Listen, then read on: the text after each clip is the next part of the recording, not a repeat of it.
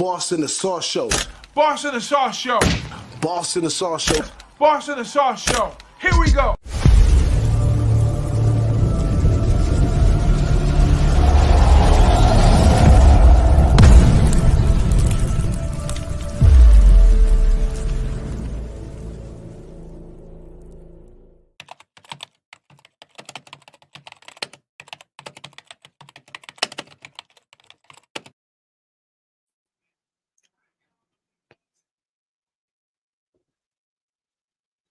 Uh-oh. Where's our guy? Where's our guy? Big boss. You're huge missing your interception. boss. Huge interception by UNLV right now. It's going to be first and goal for UNLV here. Oh, man, I done took myself out. I like that. First and goal, UNLV. That sounds great. Let's go, baby. Let's go. Let's catch that over. Let's go, yes, baby. Sir. Yes, 2,200 waiting in the wings. Let's go. Let's go. So great week last week. Week 2, if you watch the show, we gave out plenty of winners on there. I don't keep good record keeping. One day we'll have an assistant to do that. But till then, you got to be here to get the goods. Old school. You know what I'm saying? But we ready for week 3, fellas? Three.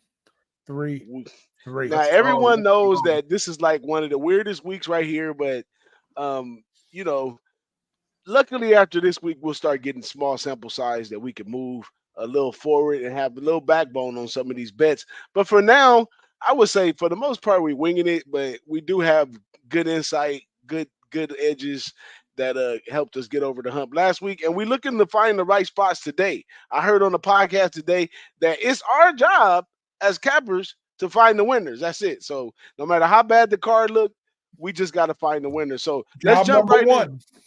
Rule number 1. There you go. Let's jump right in. That guy right in the it. middle, he's on fuego right now. Wine time. Wine time. If you don't follow Wine Time, stop right now. Come back to us, but make sure you go over to X, follow Wine Time Sports, and then come back, and then we can finish the show with you. But while you doing that, we're going to go into Alabama, Wisconsin. Now, coming out of these first couple weeks, we've seen some jagged edges on Alabama, and we didn't see nothing very, very convincing out of Wisconsin and Luke Fickell. Luke Fickell, new coach over there, Wisconsin, supposed to change things, certainly. But as we know him from Cincinnati, that offense has always just moved the way it moved, and the defense always played great. So we don't know what to expect with Wisconsin at week 3, but they're going up against Alabama. Books say Alabama minus 16.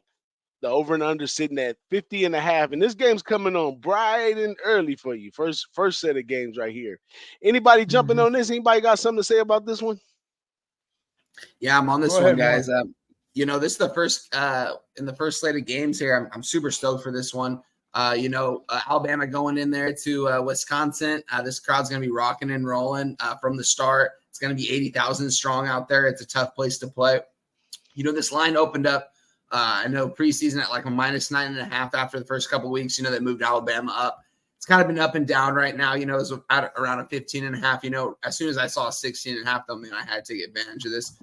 You talk about Wisconsin, they're not off to the strongest start to the season so far. They're 2-0, not very convincing wins, but they have gotten wins. What they rely on solely is in the trenches on that offensive line and defensive line, where their offensive line is very experienced this year. They got a lot of 3rd, 4th, 5th-year guys out there on the offensive line. Defensive line has looked impressive. It's going to be up to Tyler Van Dyke, man. He's got a big arm, man. He was supposed to be he's a projected first-round quarterback a couple years ago when he was supposed to graduate. And, he's just never been able to prove it on the big stage. Makes a lot of bad decisions in certain when he's under pressure. He's got to clean those decisions up here. This is a big game for Wisconsin here, man. It's going to be in Wisconsin, man. Not going to lie, before the year started, I looked at the schedule. I saw Wisconsin over 6.5 wins. I saw Alabama under 9.5 wins, which I am on. I counted this as a loss for Alabama, which shocked a lot of people.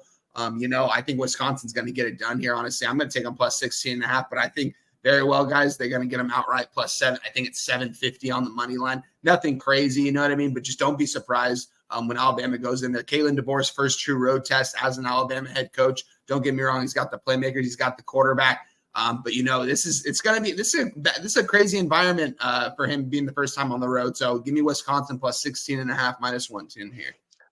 Woo-hoo. Like it. If you like it, Like I it. love it. What you think about that, Big Ragu? Hey, that's one of this game here was one of my top 5 plays, on my numbers system right now, with the small sample size, like you were saying early on. But yeah, I think I got it pegged right at about a touchdown. That's my numbers right now. But we got to take a little pause because, a lot of things early. As far as Bama goes, what they started out with the big 63-0 win over Western Kentucky. Then they played UCF, South Florida, USF, sleepy South Florida. That game was pretty close for almost 3 quarters. And then they just blew the doors out. So, give them some credit. But, they put up 16 in that one against Bama. Bama put 42. They didn't cover, but, and the under was in play here. I don't have issue with Lou Fickell in Wisconsin. This is his, I think his second year now coming in. Me too. And, Yep. He gets, Van Dyke, like Wine was saying, from Miami. So they're not built the same way that we're used to seeing Wisconsin playing football, with the 350-pound linemen and having that big shove up front for the run game. So this is a team that's going to try to spread the ball around a little bit more here. And I think not that that's going to present issue for Bama because, Bama's got the athletes and like Wine was saying, first true road test for DeBoer away from Tuscaloosa here. And, playing up in Madison is a different ball game. And I think they'll be up to the task with the number. And what caught my eye also was, I'm usually looking for low-hanging fruit on a team total with this, with a squad, like a Power 4 squad. And they're hanging like about a 16 or a 16 and a half here, which USF put up 16 against Bama. So I think at home in Madison, I think they'll clip that number with ease. I think we'll see 20 points out of Wisconsin here. So I like the team total over 16 and a half, and I love getting the points here too. Woo! Same side. Remember, these shows, we don't pre-rehearse this stuff. Sometimes we don't know what the next one on the show has till we get on the show. And what our guys are on the same side. I really like what you're saying with the team total, Big Ragu. That might be a delicate way to attack this feast right here. But let's keep it moving. Another game, I believe this one jumps off kind of early. Scott Satterfield with Cincinnati against some action right here. Miami, Ohio. If you're on the Miami, Ohio's and the Sun Belts and all that good stuff right now, hit me up in my DM and put me up on game because I haven't even got that far into the season yet to have a solid look on these type of things. But Satterfield coming in this one, he's a great coach. So that's a low number for him playing up against a MAC team. But, looking at the total, 46 and a half, I guess they're expecting some defense to be played in this game or somehow to go slow. But me, I never play MAC games on Saturday because I'm a MAC over guy during the week. But I'm going to be off this one. Who's on this one right here? Your boy right here is on this one. Surprise, surprise. This is the Victory Bell Cup. This is a long-standing series between these two teams. And like I say, some of these scripts are flipped in more early in the season, as we'll see, with these ex-Pac-12 rivals, a bunch of them playing today. But, yeah, this game here, I think Cincinnati's got a little bit of revenge on their mind because Miami University has the cup right now. And the Red Hawks, they did start off a little slow last week. They only have one game. They're one of the few teams in week 3 that only have one game. So right now they're built a little bit differently than that first game. I think the first game was a little slow coming out of the gate. But the Bearcats, this is Satterfield. That's his second year because Fickell was gone to Wisconsin. We just talked about him. But I look for at the surface, if you look at the game, you're looking at two teams that are kind of starting off slow. Like you said, Cincinnati is 0-2 ATS right now with an over and an under, and they're split on the schedule. And Miami always got the one loss already here. But, this is a game that's going to be a motivational game for both teams. And like you said, you brought it up real early. You talked about the number being a little bit low, what you thought. I mean, this all has a big feel of the MAC type game, even though Cincinnati is not in the MAC. But I think both offenses will shine here in this particular spot here. I see this going north of 50, probably like 54, 56 points here. So I like the over here, guys. I think Cincinnati get off the schneid a little bit, and then Miami will get off the schneid and get possibly maybe even win the game possibly. But I look for fireworks here. As far as the number goes, 4. I think that's pretty close. I think it's going to be a 1-score game either way. So touchdown, field goal type scenario. So 4, it puts me off a little bit. Maybe I might even lean the dog here. But as far as the total goes, I love the over. I like it. We could get to some overtime in those rivalry games, especially at a no number because it'll stay kind of close. Yeah. But speaking of rivalry games, lost 28-27. I mean, Cincinnati lost to Pitt last week, 28-27. So that was a knockdown, drag out type game. So, and then they get into Big 12 play next week against Houston. Yeah. And speaking of rivalry games, due to all the conference realignments and stuff, we are getting a lot of rivalry games this week in the third week because some of the teams won't be able to see each other later on in the season, which brings us right over to this one right here. The Apple Cup, Washington State versus Washington. Now, we've seen what they're doing over there at Washington right now, and looks like this number looks backwards. I mean, it looked like it should be a 1 in front of the 4 with this Washington Pac-2 team right here, Washington State versus Washington, where Jed Fish is doing a good job over there so far. They can be very dominant, but this is a rival game. We don't understand. Some bad blood in the air right here, and that's what's really bringing the spread down to the 4.5. So I wouldn't touch it with a long handle spoon, because I really don't like interstate rivals, period, for the most part. So, I try to stay away from those unless I'm on the dog. So this one, I'm all the way off. Whose game is this right here on the panel? Yes, sir. I know I'm on this one right here, man. They're going to be playing in Lumen Field here. It's not at Husky Stadium. I originally thought it was there, but it's actually at Lumen Field. This is going to be a good game, man. Looking at this line originally, I gave out, this is one of the numbers, sometimes I beat the numbers, sometimes I lose the numbers, and on Tuesday I gave out this originally, gave out Washington State as a +4. I see them all the way up to a +5.5 right now. I know everyone's taking Washington. Everyone thinks, Big Ten program against this Pac-2 program. Man, I'm a big fan of this quarterback, John Mateer over there at Washington State, man. I'm really commanding that offense well. He wasn't afraid to tuck it and run a lot last week either. 25 carries, I believe, for almost 200 on the ground. This kid can throw it in the air. He can run it. He's a gamer. He's a winner, honestly. And, they're a Pac-2 school now, going to be a Pac-6, I believe now, or what is it, a Pac-6, Pac-8, something like that. Hopefully they get back to the Pac-10, though. That would be awesome. But you know what? I think Washington State's going to get them here. You know what I mean? I know it's going to be more of a home game for Washington. It's really close to Husky Stadium.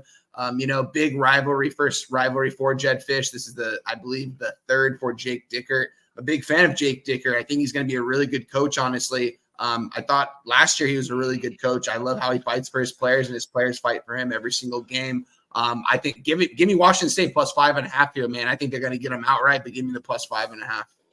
Ooh, I heard that one before.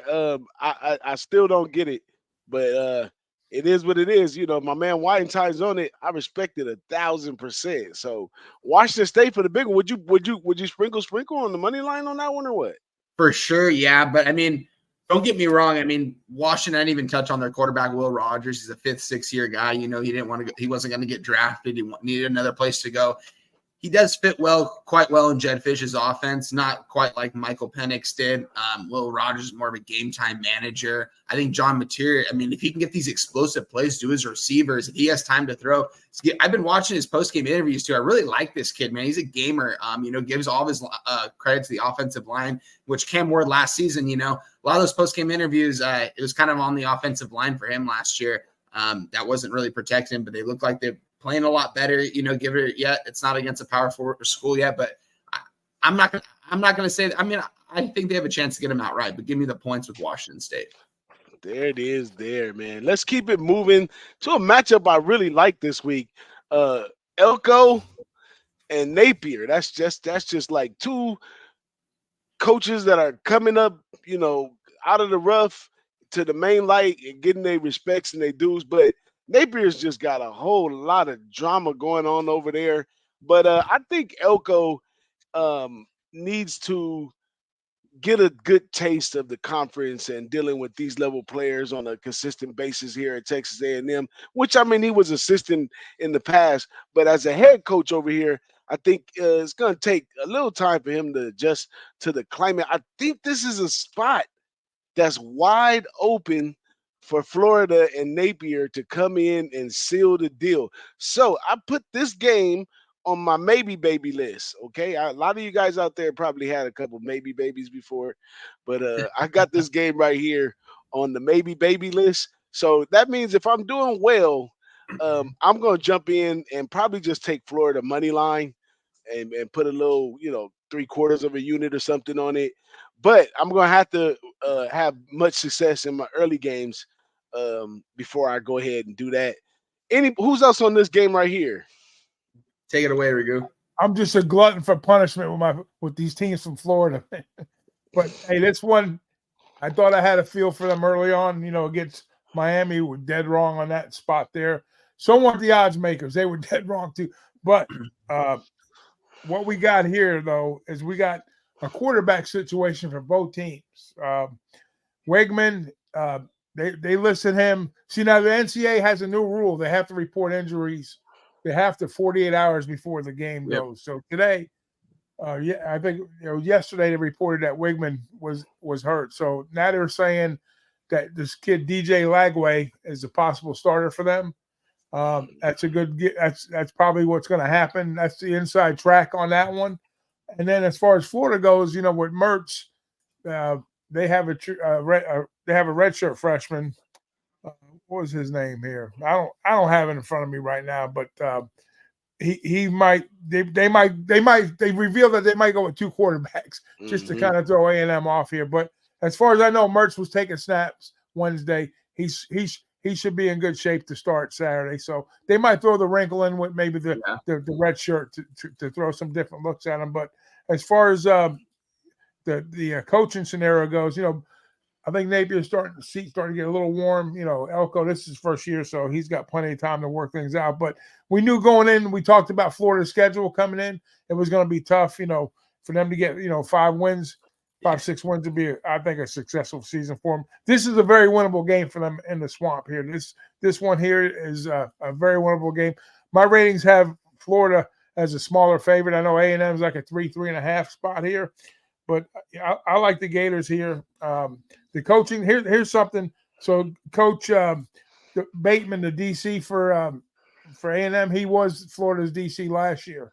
So he kind of left, and then also there's a defensive line coach that went, and a couple of the players went to A&M too. So they want to show them something. Is what the Gators are saying. They want to show out a little bit in this spot here. We'll see if they live up to the billing here. But I'm on the Florida money line plus 135 here. I like it. I think we'll see. I think this game's going to fool some people offensively. I think we'll see a higher score than what they're predicting to. So I lean to the over. But I can see Florida winning this game by a touchdown. Man, we read each other's mind and didn't even know we read each other's mind. By the way, I believe I read the statement from Napier saying that Mertz is healthy and ready to go, but both quarterbacks will have a significant role in the game. Is some to the point that he put it. So I'm excited for that one too. Next game right here, I don't think nobody but me is on this game right here. This is my take it or leave it play of the day. I mean, Ole Miss is playing high tier. So if they're playing with the ceiling that people are talking about, they're going to show out once again. And we all know Kiffin loves to run it up. It's not a big deal to him. 23 points is a small number. Now, can this defense come in and shut Wake Forest down and keep them in the box?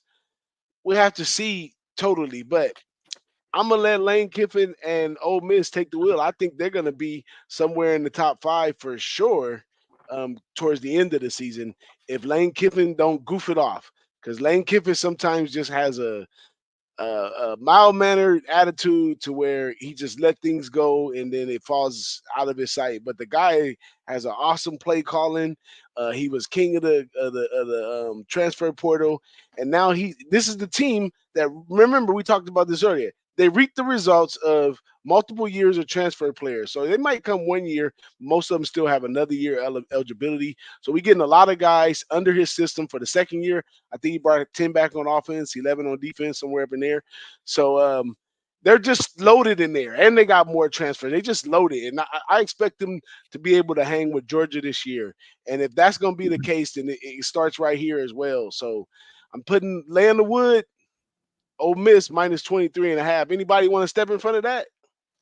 Yeah. I just want to let me touch a little bit on that game before, honestly, because hearing you guys break it down and looking at all the numbers right now, honestly, something has just got me on Florida in this spot now, +4. I think they could get these guys out, right? Billy Napier's on the hot seat right now, as we already mentioned. He's been getting clowned on social media and stuff.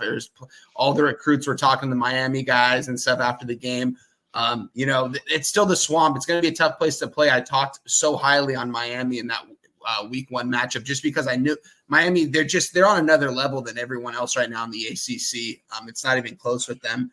And I think Florida can honestly win this game outright, but you're going to give me +4 points at home.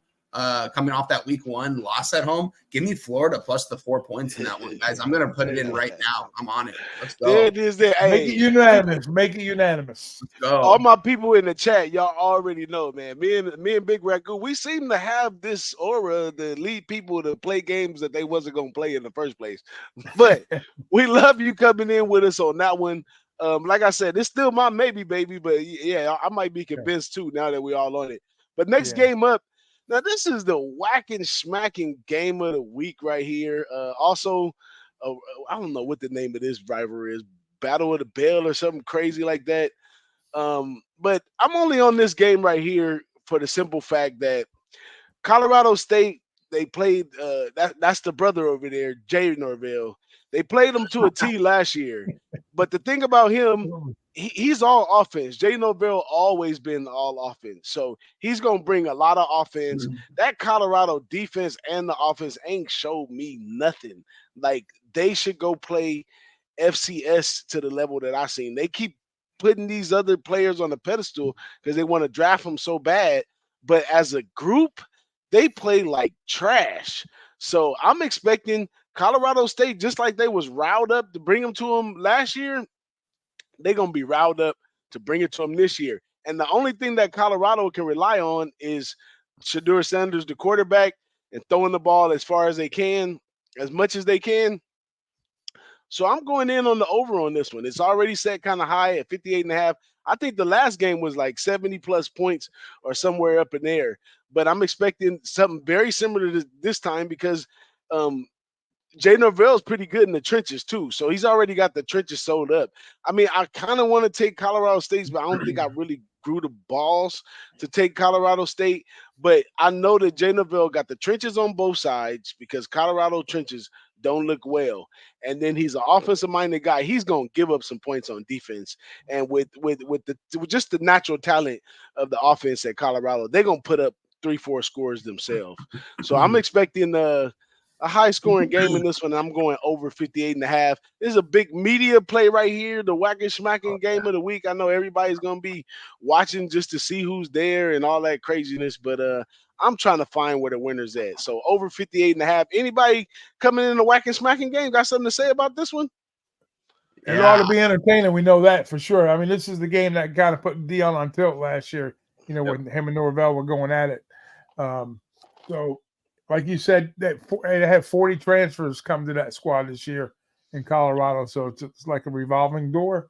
And, the whole thing is just showcasing Shedeur and Travis, to kind of get them guys situated for pro ball. But, Dion's going to give them some life skills and he's going to have fun doing it and it ought to be entertaining regardless. But, yeah, you're right about the up and down, with the squad here. So, I would lean towards a Colorado State team total over whatever that number would be. I'm sure you said the total is 50 some odd. 58.5. It's 58.5. 58.5. So yeah, it's probably going to be like 28, 29, something like that. I would guess that, but I wouldn't put it past them. But I'm off of this one. What about you, Juan? You got anything going? Yeah, I don't have anything on this game, but just want to touch on it a little bit. I don't think I've backed Colorado one time the last 2 years in college football. I've only faded them. This is a spot, guys, where I might actually bet Colorado. Last year it was all Colorado talking beforehand. I don't know if you guys have been paying attention, but that Colorado State quarterback's really getting on my nerves right now. It was in the beginning of the season when he said he refused a $600,000 deal to transfer somewhere else. I don't buy it. I don't believe that. I didn't know who that kid was until he said that. That wide receiver, don't get me wrong, is very talented, but we saw what that kid did out there against Texas. It's one of the top teams in the nation, but and this kid ran his mouth again, talking about Colorado, both him and the receiver running their mouth. Already talking early to this Colorado team that's not really talking right now because I think they're starting to become humble a little bit because they know they're not that great of a program as they're hyped up to be. Don't get me wrong. You guys both touched on, I think Ragu was spot on about everything what Deion's doing, getting those guys to the NFL, giving these guys good life lessons and having fun while doing it, man. We don't know what's going to happen after Shedeur and Travis Hunter leave Colorado. If Deion's going to stay there, what he's going to do, if he's going to go to the NFL with his son, if his son's even going to get drafted. I know his son showed me nothing this season other than a couple big plays, but maybe they go out there and they blow these guys out. I don't know. I got nothing on this game, but I'm leaning Colorado, guys. I'm not going to get there because it's -7, but I'm leaning there, man, because the Colorado State and that head coach, Jay Norvell, man, all those guys getting on my nerves lately. So leaning Colorado side for sure. Yeah, Jay Norvell is one of my favorites. One of my favorites ones to hate right there. But he puts a big offense on the field every time. I just didn't like the way he did Nevada, but now we know what the back end of it, Nevada was financially. So we see why he did what he did.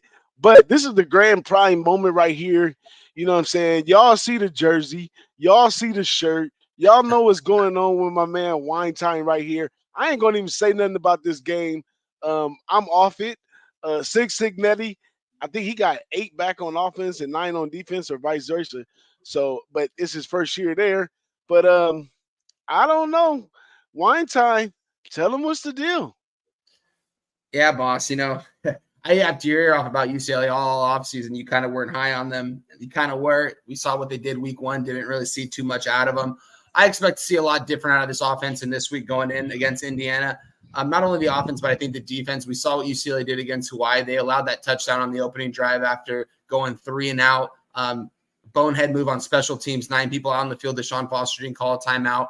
They end up fake punting it, going for 30 yards. They end up setting up for a touchdown. The defense was off the field.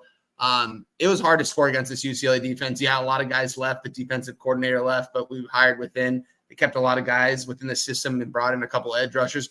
Look out for this guy, Jacob Busick. Talked about him with Big Boss before the season. Transfer out of Navy, edge rusher. Been watching his interviews and stuff. Guys, he's really talented out there. He wants to play big-time football. He had a sack against Hawaii. Watch out for him. But I just expect to see more explosive plays out of this offense. I talked highly about TJ Harden, the running back. He's Deshaun Foster's guy. He was one of the top running backs going into this season. He had 9 carries for 9 yards last game. Unacceptable. The offensive line didn't give him any room to run. But also, I think they need to establish the run. And Deshaun Foster, as an ex-running back coach, EB is the offensive coordinator, but I think he needs to stress that they need to run the ball. And if Indiana, what they like to do, they like to run the ball. What did UCLA do last week? Allowed 1.8 yards against the average a carry. They were stout on the defensive line per usual. They're going to be getting to the quarterback. They had a double team that guy Jay Toy. It's a run and gun offense from Hawaii. You really it's such a tough offense. It's only very few programs that actually run that offense. So we didn't see a lot of pressure off the edge, but I think we're going to see more pressure off the edge here. Indiana coming off a couple games where Cupcakes coming off a team where that team lost 25 straight in the FCS level. The talent level just wasn't there.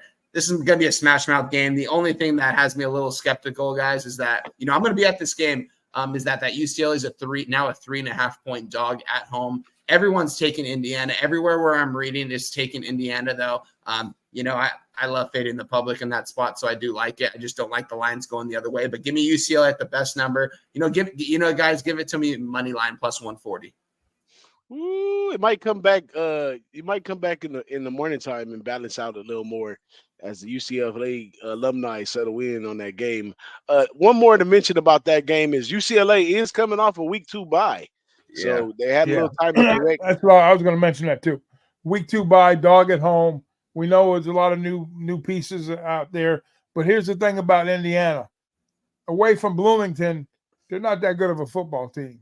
They don't travel well. They don't win games on the road. I'm going to call it a hostile environment for them when they get out there, because now you're going to disrespect them coming out there in their house. So be that as it may, there's athletes, they recruit. I know they're a Big Ten squad. It's a Big Ten game now, so welcome in UCLA. But get used to it. It's going to start to be like the Rose Bowl atmosphere, guys. Get ready. I'm with you, Wine. I'm taking the plus money here. Most of my plays are dogs today, if you notice. I don't think I've laid out one favorite in all my plays today. I think every play I've given out so far is a dog.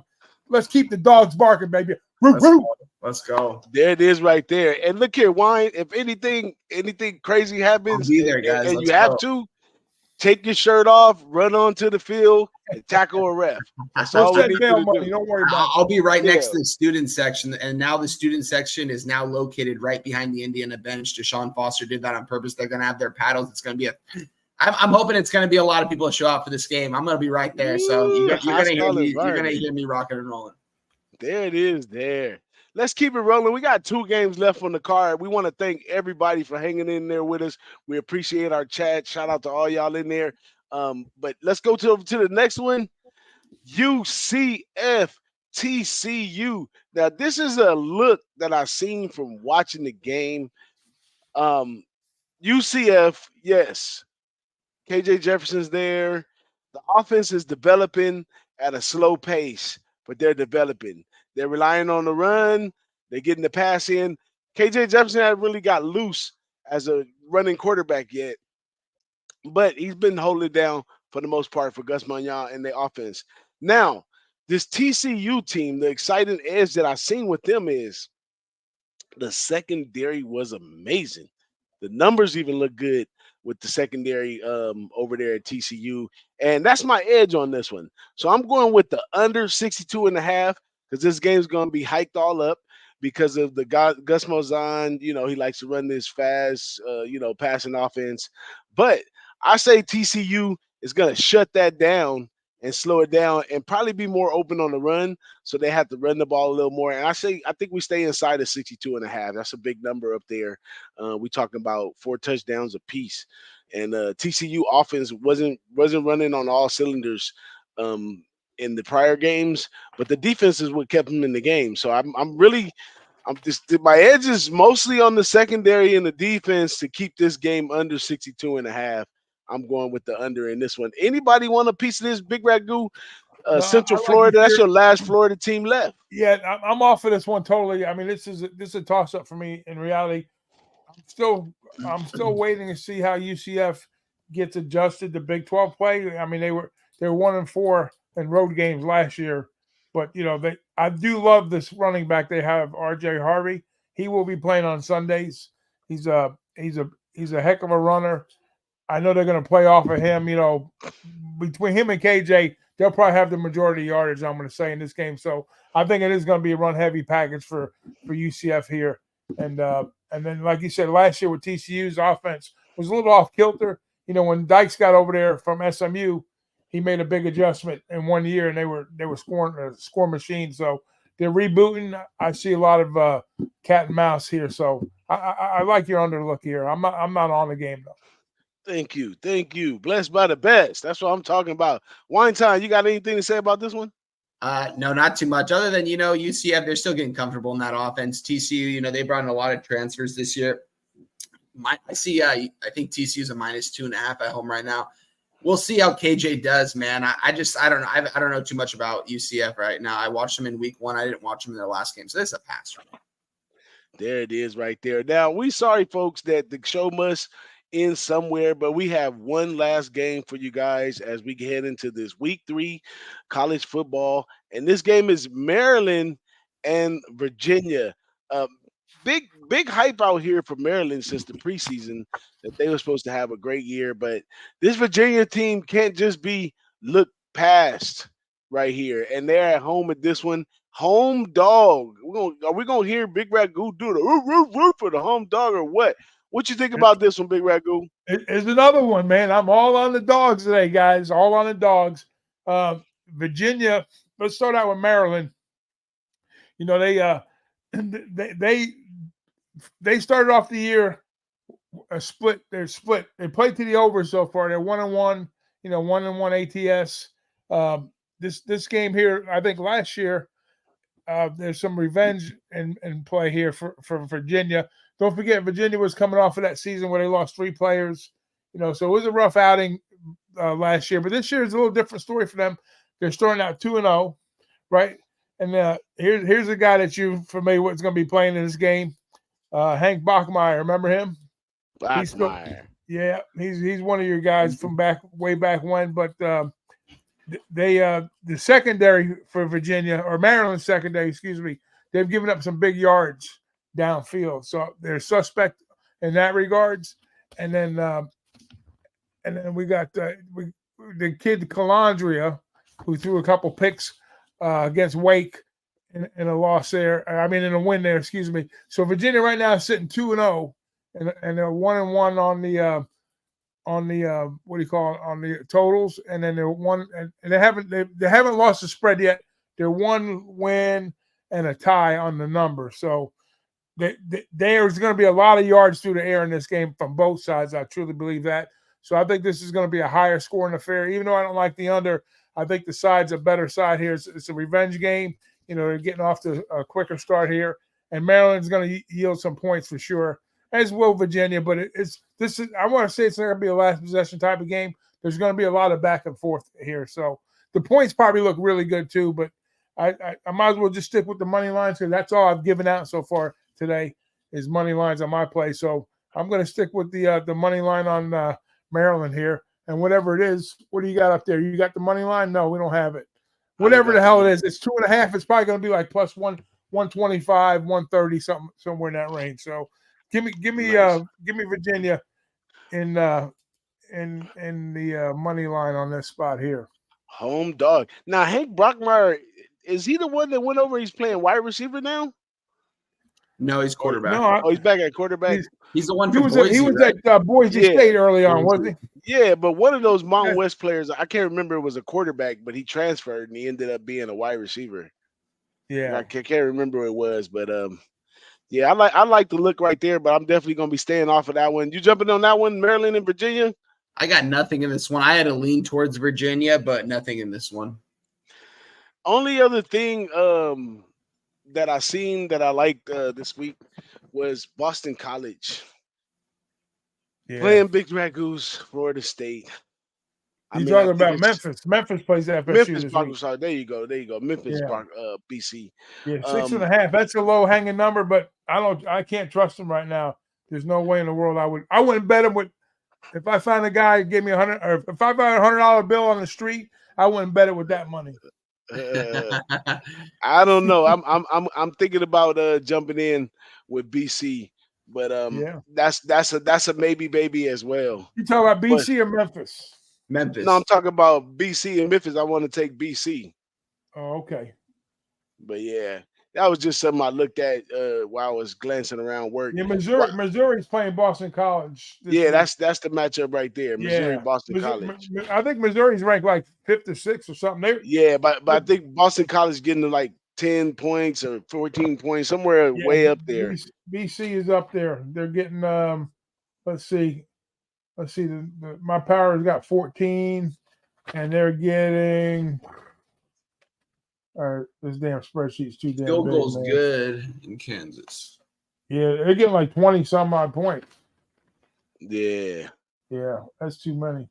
Yeah, I think it was too many points, but I don't know. That's gonna be a maybe. My bad.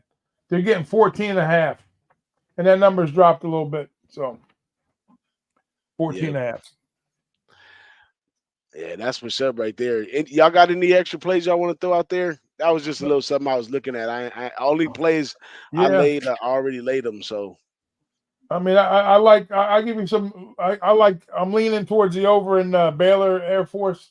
That's sitting at 41.5.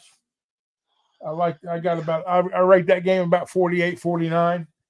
Yeah, I couldn't figure out if Baylor could play the the option or not. I couldn't. And what I about couldn't this read. Utah State-Utah game? That's another rival game early on. Is That's a Cam? big- I don't think Cam's playing in that one No, either. Cam's ruled out. Cam's ruled out. Oh, is he? Yeah. Mhm. Okay. That makes sense. Cam's rules out in there. Like Regu said, they have to disclose that now. So I looked up injury reports today. It gave me everything verbatim, who they was, where they was, how significant they was, everything. So yeah, it's a lot going out there. Make sure y'all do y'all homework. Check those injury reports, check that weather. You know what I mean? All that good stuff. Weather, man. Here's one I want to give out too. Middle Tennessee and Western Kentucky. I think Middle Tennessee was getting 7.5 at home.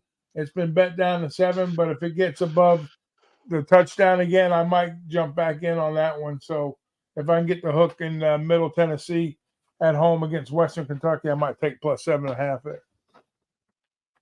There it is, there, man.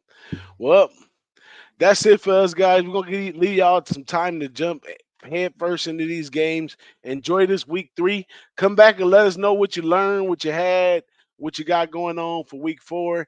Make sure you catch us on Tailgate Talks during the week, and definitely come show up every Saturday at 8:30 for the Boss and the Sauce with wine time in the house. Y'all got anything else to say to the people? Appreciate you guys for having me. Everyone, good luck with your bets today, man. Let's get this cash. Let's go. Let's get this Let's cash. do it, baby. See you at the window, brother. See you at the window.